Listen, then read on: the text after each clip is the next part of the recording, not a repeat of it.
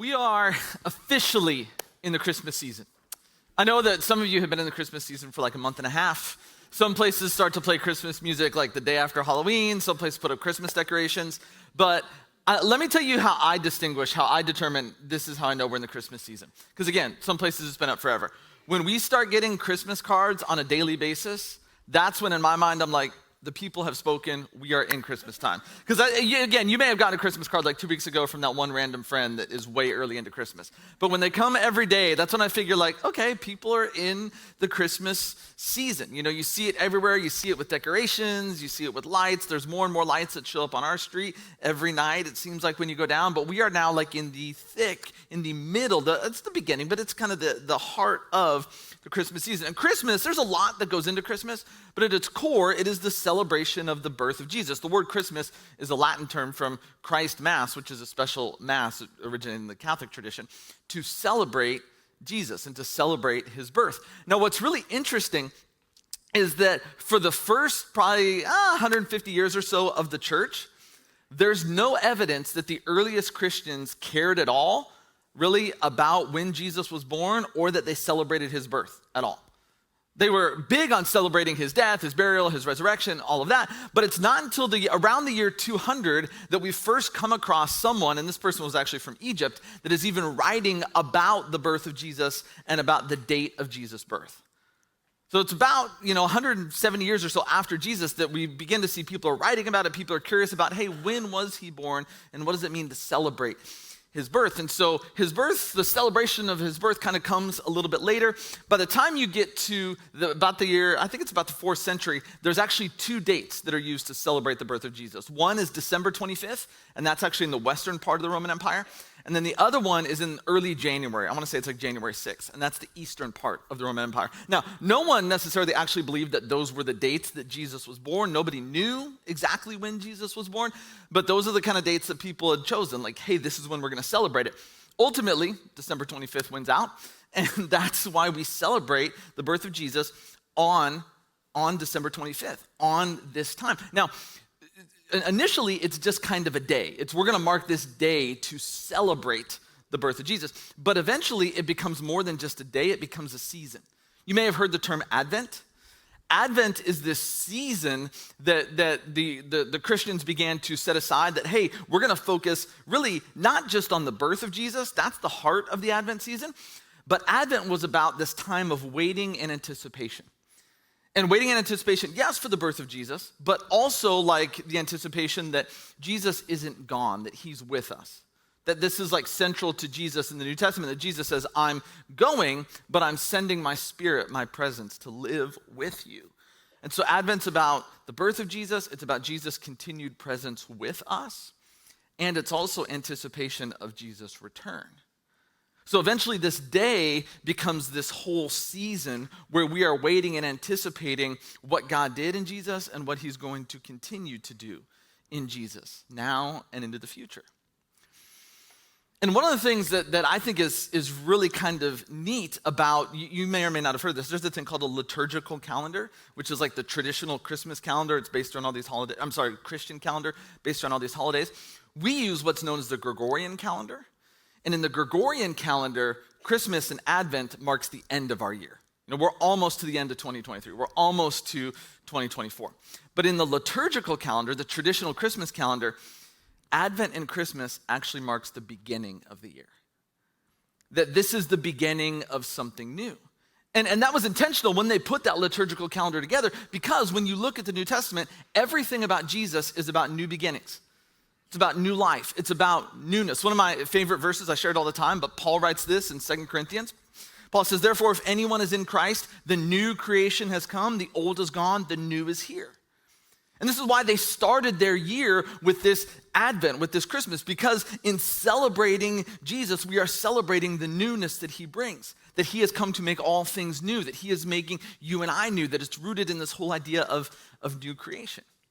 And as people, I think this is one of the things that draws us to Jesus. And for a lot of us, maybe it's what draws us to Christian faith, is this idea that, man, I can be made new. That no matter what my past is, no matter what my life has been, that Jesus and Christian faith is all about newness and new life and new creation. And that's true. That's 100% true. But I think sometimes we get so focused on the newness of Jesus that we forget what came before Jesus. And here's what I mean by that. When a lot of Christians look at the Bible, right? If you were to open up a Christian Bible, there are two testaments, really two parts of it, right? You have the Old Testament, which is the first part of it, and the New Testament, which is the second part of it. The New Testament begins with the life of Jesus and then continues on to the early church. The Old Testament, the first part about it, which is like 2/3 of the Bible, is all about ancient Israel and what he's doing in and through ancient Israel. Now, when a lot of Christians look at the Bible, we almost look at the Old Testament as like, well, here's what God tried with Israel. That didn't work. It failed. So God erased the whole thing and started over. And so, yeah, there's some things we can learn from that, but essentially the first part was kind of this failure. And so in the New Testament, in Jesus, God basically starts over and just wipes away what came before and does something brand new. And so we almost look at it as like Jesus kind of comes out of nowhere. Jesus is God saying, all right, my bad. We messed that one up. Let's do it right this time. But that's not how the early church understood it. That's not how even the New Testament writers understand it. Paul, when he writes to his young protege Timothy, here's what he says. In 2 Timothy, Paul says, remember Jesus Christ, raised from the dead, descended from David. This is my gospel. Gospel is a word that means good news. It's a word the earliest Christians and the New Testament writers would use to talk about the life, death, burial, resurrection, and ascension of Jesus. That they believed Jesus was good news for all of creation because he was making everything new. But what Paul says here is really fascinating because Paul says, listen, my gospel, my good news, the good news that I share with everyone, Paul says, is rooted in two things. It's rooted in the resurrection of Jesus and in the story of Israel. Paul says, these are the two elements of my gospel. Descended from David, story of Israel, and raised from the dead. That Paul is really putting central one thing Jesus claimed about himself. Jesus claimed about himself that he was Israel's Messiah. Messiah is a Hebrew word that means anointed one.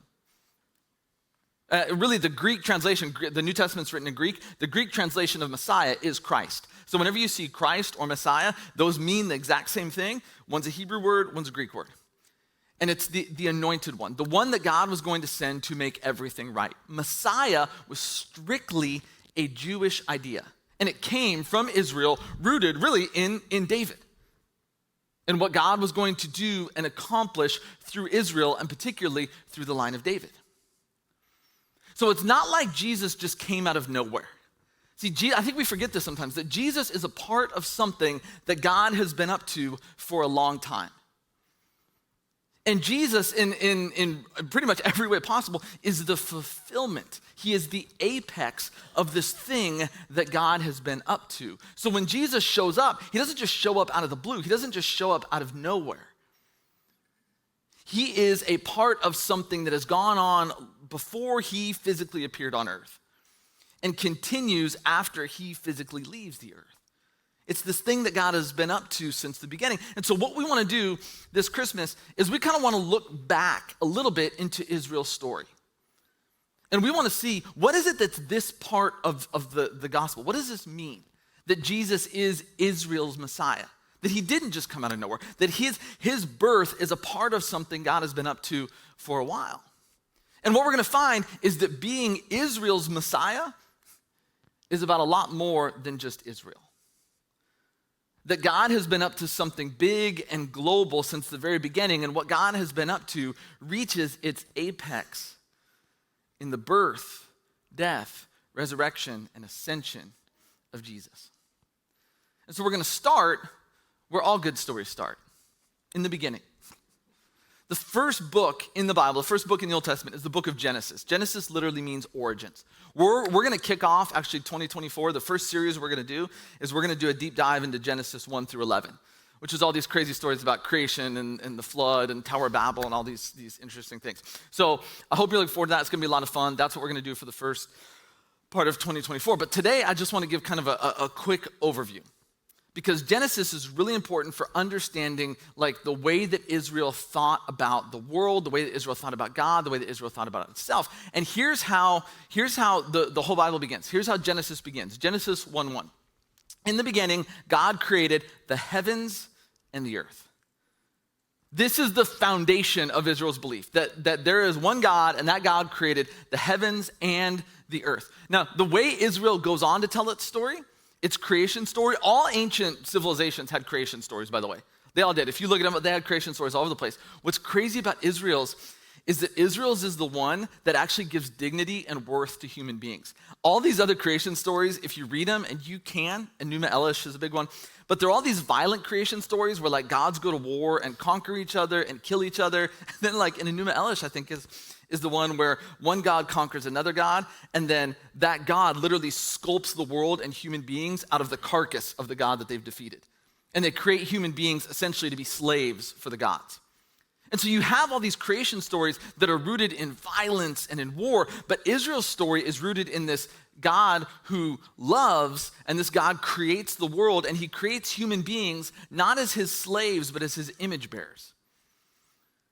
The human beings are the ones that are going to reflect God into the world, that they're going to reflect God's wisdom and God's goodness and God's love, and they are going to lead the world.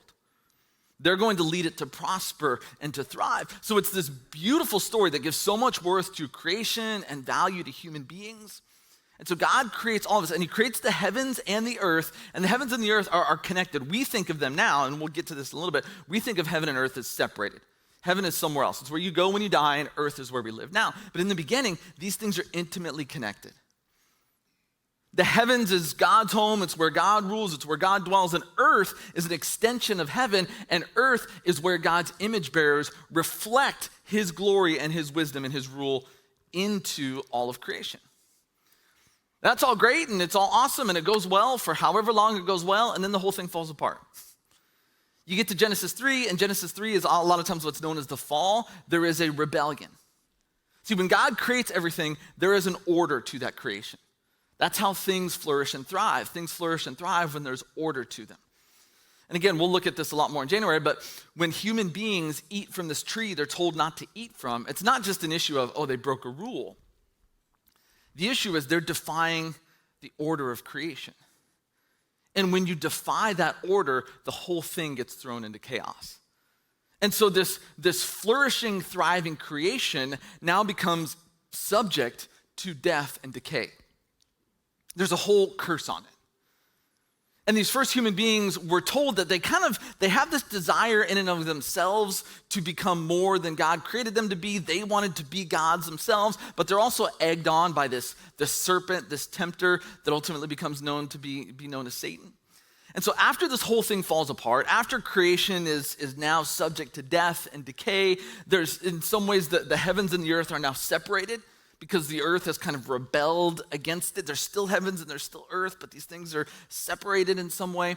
And so what happens is God in Genesis 3, he's announcing to the human beings and to Satan, the serpent, he's announcing the consequences of what it's going to be like now. That because of what's happened, because of this rebellion, because of this rejection of the created order, things aren't going to be like they were. Earth is now subject to death and decay. But here's the consequences. And here's one of the consequences that God specifically says to this serpent, to the accuser, to the tempter, to Satan. Here's what he says. It says in Genesis 3:15, God says, I will put enmity between you and the woman, and between your offspring and hers. He will crush your head, and you will strike his heel.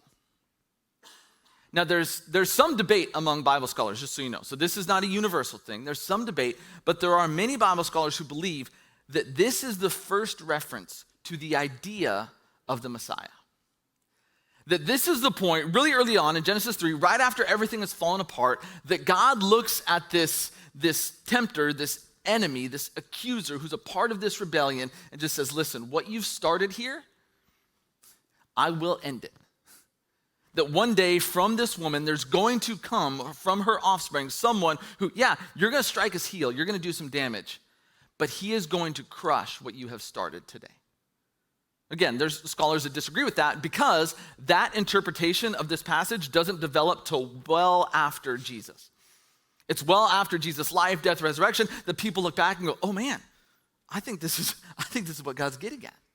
Now, whether or not this is specifically what God is getting at, maybe it's not. But what becomes really clear at this point is that even though creation, the way God designed it, has fallen apart, God does not abandon creation. He doesn't abandon humanity. He doesn't just say, well, you screwed it up. Good luck on your own. Have fun with that. Peace, I'm out. That he stays with people. He provides for them. He encourages them. He continues to journey with them, even as their rebellion continues to grow and grow and grow and grow and grow. God continues to try to work in them and with them and through them, and it kind of culminates in Genesis 12. And in Genesis 12, God specifically comes to the son of an idol worshiper. So this is not a good, holy, God-fearing man. This is a guy who comes from a family of idol worshipers. This guy's name is Abram. God comes to Abram and his wife Sarah, and here's what he says to them. Genesis 12, verse 1 through 3. The Lord said to Abram, go from your country, your people, and your father's household to the land I will show you. I will make you into a great nation, and I will bless you. I will make your name great, and you will be a blessing. I will bless those who bless you, and whoever curses you, I will curse. And all peoples on earth will be blessed through you. So God now comes to Abram and Sarah, this couple that comes from an idol-worshiping family, and they're an older couple and they're barren, unable to have children. And God says, listen, if you will follow me, I will make you into a great nation. I will bless you. The Old Testament will call this group of people, this nation that comes from Abram and Sarah, they will call them a kingdom of priests and a holy nation. They will be called a treasured possession. So I'm going to make you into a great nation, and I'm going to bless you, but I'm going to bless you for a very specific purpose, so that you will be a blessing to other people. That God's purpose in blessing this nation that he's going to create through Abram isn't for the sole benefit of this nation. You're not blessed just for your own good. You are blessed so that you can become a blessing. And see, Israel, everything about Israel, which Israel is a nation that comes from Abram and his family, everything about Israel is always to the benefit of the world around them. Israel's law, sometimes when we read the law in the Old Testament, these laws seem like barbaric to us. Like they seem totally barbaric. But if you look at Israel's law and the commands and what Israel's told to do at various points of their existence, it is completely countercultural to the world they lived in. Israel lived in a world that was completely tribal, meaning that you only cared about people in your tribe. If someone wasn't in your tribe, you don't care. Let them die. Who gives a rip? They're not one of us. But Israel in their law has all these commands that you will care for foreigners, and you will care for widows, and you will care for orphans, and all these people that are martyred, even if they're not like you. Israel at one point in their history is told to seek the peace and prosperity of their enemies. Yes, Israel has laws that govern their way of life. But Israel always had this focus on you are to be a blessing to the nations. And they were to be the blessing to the nations in an incredibly tribal world where that wasn't normal. That wasn't a value. No one cared about other people. If foreigners came among you, let them suffer, let them die. Who gives a rip? But Israel always was to have their eyes looking to be a benefit to others. And if Israel prospered, they were to prosper for the sake of others.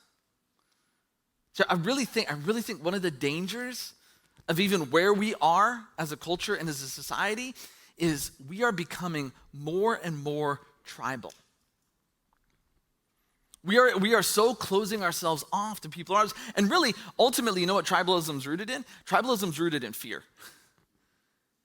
We get tribal because we're afraid. We're afraid that there's people who are different from us that are going to mess us up. We're afraid there's people that are different from us that are going to cost us something. We're afraid there's people who are different from us that if they become a part, if they become normal, then we will lose something. See, this is what I think no one is willing to admit is like everyone accuses everyone else of being afraid of things. You're afraid of this, you're afraid of that.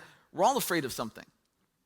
And I think what we need to learn to be honest about is what are we afraid of? Because what we're afraid of is ultimately what fuels our tribalism. Because the more and more we're afraid of someone or something, the more tribal we become, the more closed off we become. Years ago, before we had kids, my wife and I were celebrating Thanksgiving with our family. And with the particular family that we were with, there was only 2 other Christians besides my wife and I in that specific family. There was 2 Christians, the rest of the family wasn't Christian. And so the fact that I was not just a Christian, that Linda had married not just a Christian, but the fact that I was a pastor was like a godsend. Like, this is God truly blessing our family. We have a pastor in our family. My family can debate whether or not I'm a blessing to the family, but that was how these two people saw. Like, I was like, there's other Christians and not just any Christians. We have a pastor. This is phenomenal. And so for a long time, we had this like great relationship where they loved me and they were so super encouraging. But I remember this one Thanksgiving. We're there and we're all just kind of sitting around talking, and there wasn't really kids at this point because it was just kind of adults and we're just having a good time. And they started asking me about my schooling, where I had gone to school. This had never really come up before. So they didn't know. All they knew was Scott's pastor. And so they started asking me about school, and at the time I had a bachelor's degree and I had one master's degree. And so they said, where'd you get your bachelor's degree? And I was like, I went to the school in Fullerton, Hope International University. And they're like, what about your master's degree? And I had done a master's degree at Pepperdine University. And they were like, Pepperdine, I've heard of that and everything. They were like, I didn't know it was a Christian school. And I said, yeah, it's a Christian school. And in fact, Pepperdine, you may or may not know this, is affiliated with a Christian like denomination essentially known as the Church of Christ. So I told them, I was like, yeah, Pepperdine's actually a Church of Christ school. And as soon as I said Church of Christ, literally both their faces went pale white. They were from the South. They went to a good Southern Baptist church. Now, I have not spent much time in the South, not familiar with the South. I've never really been a part of denominations within Christianity. I was unaware of the fact that in the South, at least where they live, Church of Christ and Southern Baptists did not like one another. They were the enemy. They couldn't stand one another. They were always competing. I know they have like some theological differences. I couldn't even really get into what they are like. But literally, as soon as they found out I was educated. I've never even gone to a Church of Christ, but I just went to a school that is affiliated with the Church of Christ. Everything about the way they treated me changed. I'm not even kidding. It wasn't like, we just don't like it. It was like, I don't even know if you're saved. I don't even know if you're a Christian. If Jesus comes back, I don't think you're going to heaven. It was like this, everything changed from that moment on because all of a sudden, guess what? I wasn't a part of the tribe anymore. That there was this group, and because of this one thing, that's you went to this corrupt school where they taught you horrible, evil theology or whatever. It doesn't matter that we're both about Jesus. We have this, that. And it just changed in an instant. And I even remember that night my wife and I talking about going, man, that was just strange. That was weird. But that's how tribalism works. We get so focused on like, this is us. And again, the more we do this all over the place in our society, we get so incredibly tribal that this is us. And the minute we learn something about someone else, the minute someone else says something or posts something or shares an idea, we're just like, oh, nope, you're one of them. See, Israel, contrary to what we may think, contrary to how we may read the Old Testament, if you look at it through the way that God is instructing them to live, they were to be the counter to tribalism. That's why Isaiah, a prophet in the Old Testament, Isaiah will use this language that you are to be a light to the nations. Yes, Israel had laws that governed them. Yes, God was going to bless Israel and be with Israel to prosper, but Israel's prosperity and blessing was always for the benefit of the world around them. They were always to have an eye to the world around them. They were to avoid tribalism by caring for outsiders who came in. And there was ways for outsiders who came in to become a part of the people of Israel. So Israel always had this global purpose. It was never just rooted in them. It was always, no, I'm going to bless you so that you can be a blessing. Now the question is, okay, but to what end? What's the purpose of that? Why is God blessing Israel to bless these other nations? Why is Israel to avoid being tribal? What is it that God was up to throughout the history of Israel? Well, when you get to the New Testament, Paul, in the book of Ephesians, will write about what he talks about as the mystery of God. And Paul's going to say, listen, what God was up to in Israel was in many ways a mystery, and it remained a mystery up until Jesus shows up. When Jesus shows up, all of a sudden, everything before that makes sense. All of a sudden, we're able to see this is what God was actually up to in Israel the whole time, and this whole story reaches its apex in the person of Jesus. Here's what Paul writes, Ephesians 1, 9 through 10. Paul says, he, talking about God, made known to us the mystery of his will, according to his good pleasure, which he proposed in Christ to be put into effect when the times reach their fulfillment. Paul says, here's the mystery. to bring unity to all things in heaven and on earth under Christ. Paul says, here's the mystery. Here's what God has been up to since the beginning, is he's bringing everything back together. Everything that fell apart in Genesis, in that rebellion, when the created order was rebelled against, when there's sin and death and decay, when there's the breaking of heaven and earth, when creation becomes fractured, broken, fallen, whatever word you want to use for it, what God has been doing since the beginning is working to bring everything back together, to restore it. The language the New Testament uses is a new creation, a flourishing creation. So when everything falls apart in Genesis 3, God does not abandon his intent for his creation. It's not like, well, I created it and you guys screwed it up. So God's like, no, I'm going to bring it back to what I intended it to be. I'm not abandoning this. I'm going to stay with it. Paul says this is what God has been up to. This has been his purpose all the way through. Redemption, restoration, new creation. This is why God called Abram and why he created Israel to partner with him to this end. Later on in Ephesians 3, 4 through 6, Paul writes this. Paul say, in reading this then, you will be able to understand my insight into the mystery of Christ, which, and this is fascinating, was not made known to people in other generations, as it has now been revealed to us by the Spirit to God's holy apostles and prophets. This mystery is that through the gospel, the Gentiles are heirs together with Israel, members together of one body, and sharers together in the promise in Christ Jesus. See, Paul says, here's the thing that we missed for so long. Here's what God has been up to since the very beginning.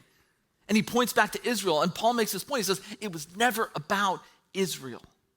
God wasn't just creating one nation, like, hey, I just like this one nation. The rest of y'all can go to hell. Who gives a rip?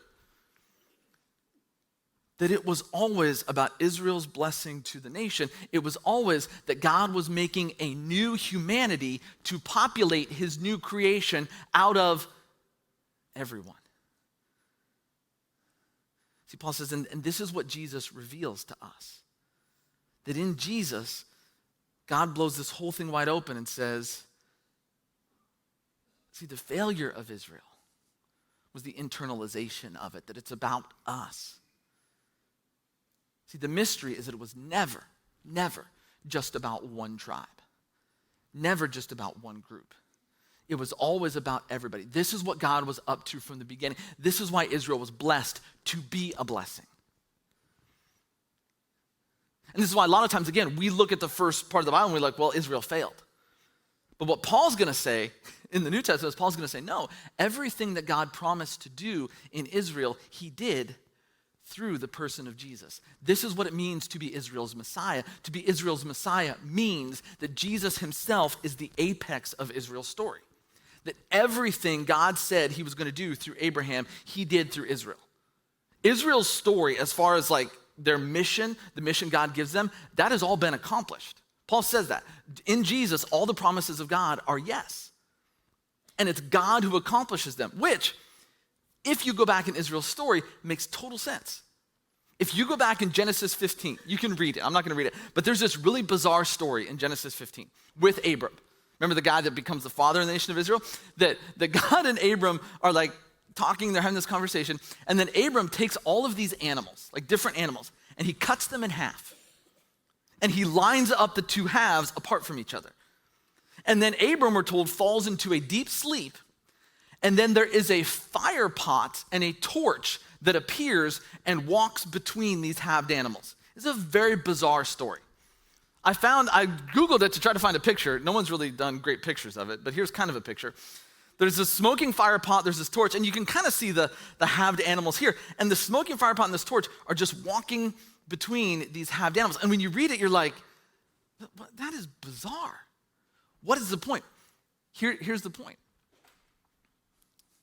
In the very next verse, Genesis 15:18 says, on that day, the Lord made a covenant with Abram. A covenant, really the only place we use covenant in our culture is marriage. Marriage is a covenant. But a covenant is it's like a contract. It's like a treaty. It's like a deal that you make with someone else. So a covenant is you have two parties that make promises toward one another, that this is how we will faithfully fulfill this covenant. And one of the ways they would seal covenants in the ancient world is to do exactly what Abram did. You would cut these animals in half, you would put them apart from each other, and then the two parties entering into the covenant would walk through that together. And the symbolism of that is, if I fail to uphold my end of the covenant, may this happen to me. May you cut me in half. Again, we may look at it and go, that's a dramatic way to do it. We kind of just sign our name on something. Isn't that a little bit more? You can think what you want of it, but that's one of the ways they did it. Not the only way, but it's one of the ways they did it. And so this whole ceremony that Abram sets up is about this covenant that God makes with Abram. But notice when it comes time to walk through, Abram doesn't walk through. God does, in the form of a smoking fire pot and a flaming torch. Fire is one of the symbols used for God over and over again. It's how he leads the people of Israel. So when this covenant to be made of everything that Israel's going to accomplish, when that comes time to seal that covenant, it is God and God himself who walks through and says, I will do this. Abram, you have a part to play. I'm not diminishing you. You have a part to play. But God says, I am the one that's going to accomplish this. Everything that I'm saying I'm going to do in and through Israel, right from the very beginning, God said, I will be the one who accomplishes this. It's God who fulfills the purpose of Israel in the Messiah, the person of Jesus. Which is why when you get to the New Testament, John, one of Jesus' apostles, closest followers and friends, writes this in the beginning of his account of the life of Jesus. John 1, verse 1, and then skipping to verse 14, he says, in the beginning was the Word, and the Word was with God, and the Word was God. The Word became flesh and made his dwelling among us. We've seen his glory, the glory of the one and only Son, who came from the Father, full of grace and truth. This is all about God fulfilling the covenant that he made with Abram. God says, this is how I'm going to do it.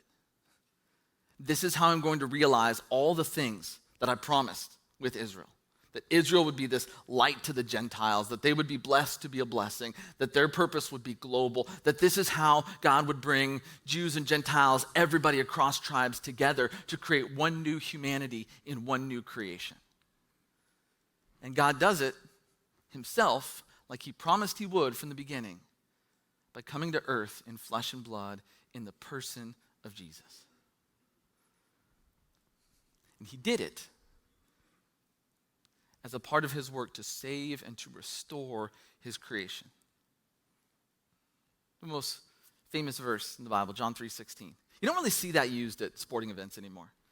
When I was a kid, you used to always see people would show up at like the Super Bowl with John 3:16 on signs or anything, but it's the most famous verse ever, but actually the verse after is better. John 3:16 through 17, later on in John's gospel, John will write this. It says, for God so loved the world that he gave his one and only Son, that whoever believes in him shall not perish but have eternal life. For God did not send his Son into the world to condemn the world, but to save the world through him. The point of Christmas, the reason that God comes to earth in the person of Jesus, the reason a baby is born, the reason that Mary, even though she's not married yet, becomes pregnant, and they have to go to Bethlehem, and they have to give birth in this area designed for animals. It's all rooted in the mission of God from the very beginning. To save a creation that is dying. That our world, the world we live in, Paul will talk about this, our world is groaning. It's hurting because it's dying. And what God does in Jesus is he comes to earth in the person of Jesus to fulfill the purpose of Israel in reconciling all things, bringing all things back together. And out of the remnant of Israel, out of the ashes of Israel, God relaunches a new people, the church. And here's what Jesus says at the Last Supper to his followers. This is super cool. Here's what Jesus says.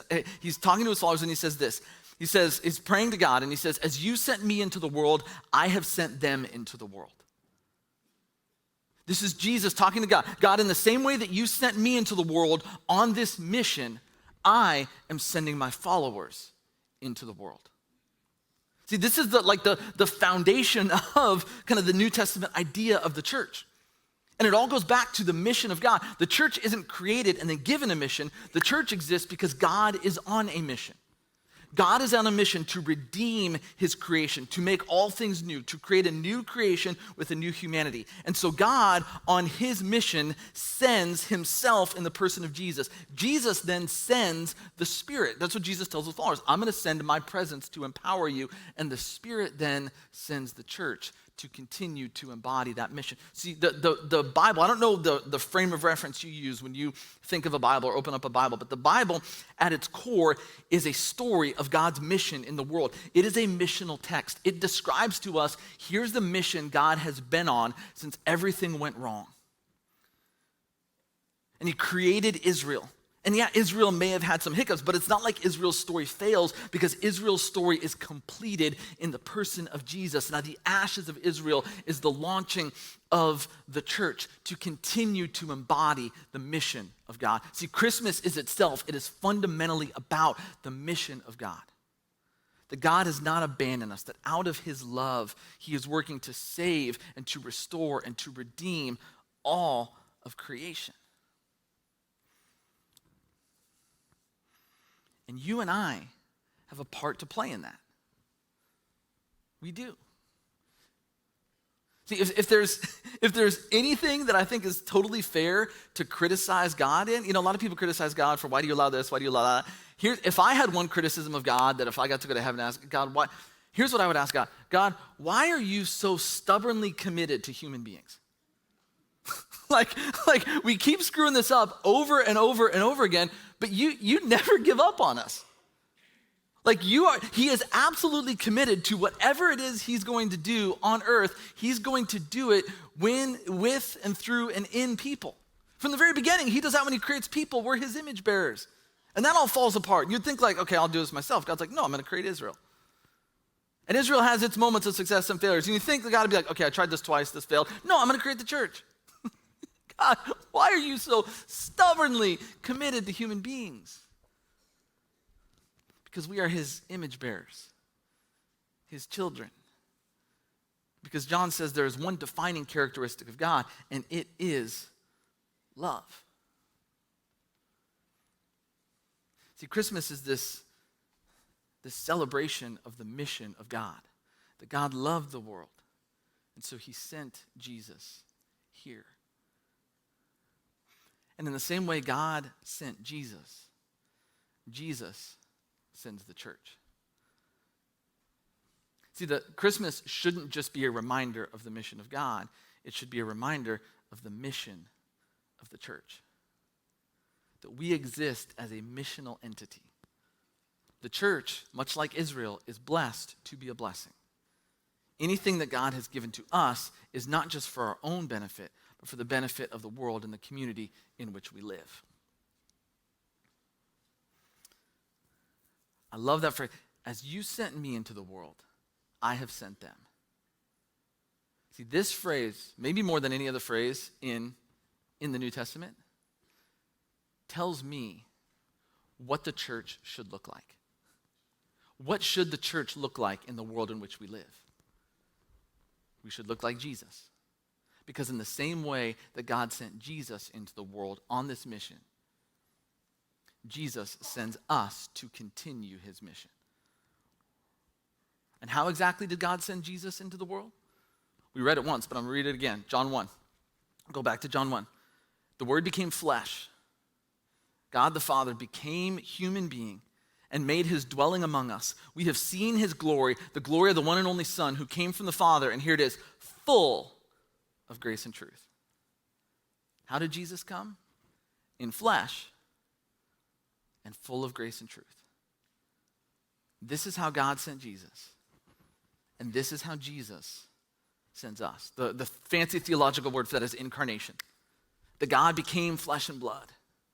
And he lived this embodied life full of grace and truth. Now this phrase, sometimes we skip over it, but grace and truth, those are hard things to reconcile because typically they're opposite. Right? Those are very, very different things. If someone says something difficult to you, immediately in your mind you're like, do I say the loving thing or do I say the truthful thing? How do I respond here? Right? These are often these competing ideas. And so what we try to do is we try to resolve it a little bit. So we opt for the strategy of good cop, bad cop.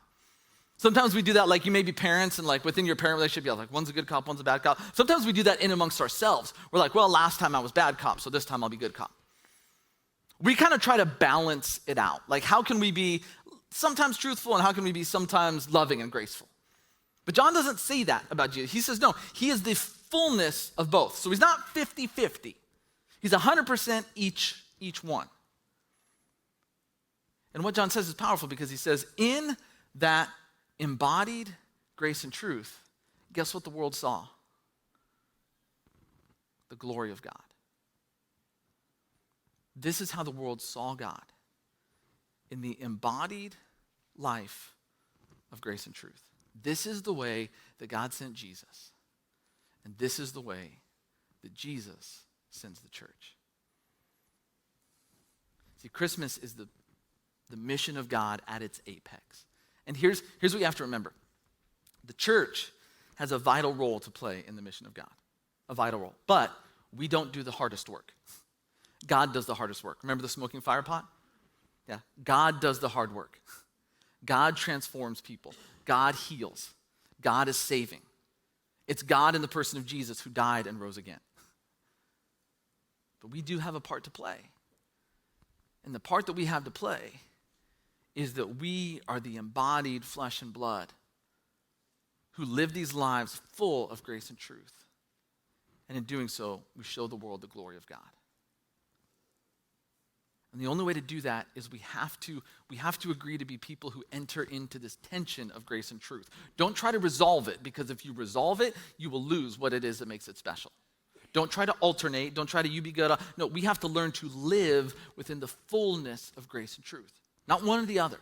We can't just be all grace people and like, oh, anything goes. You can do whatever you want. Sure, God loves you. God forgives you. But at the same time, you can't be the other side and just be like, I met so many people who are like, I'm just a person of truth. It's like, no, you're a jerk, really is what you are. Like, you're like, but it's not one or the other. It's both.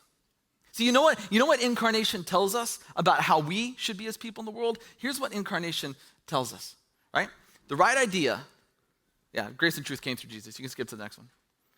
The right idea with the wrong posture is wrong.